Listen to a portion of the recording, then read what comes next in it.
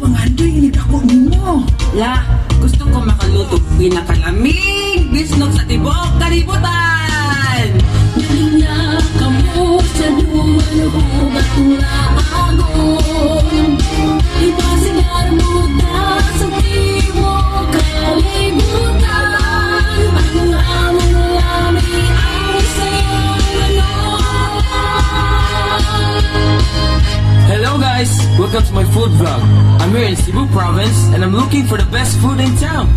Sir, try this lechon baboy from Talisay. Or the sumba from Runda. Sir, taste our bisnog, Bisayang manok, a native grilled chicken from Dumanhog. Wow, everything looks and tastes amazing.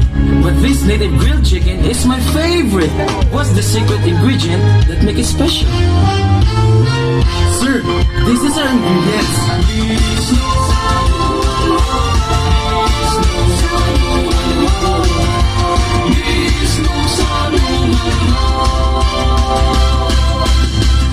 Naliatong doahon ang lungsod nga malambot.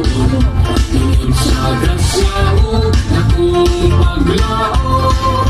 Tumipili sa Bisayang manok.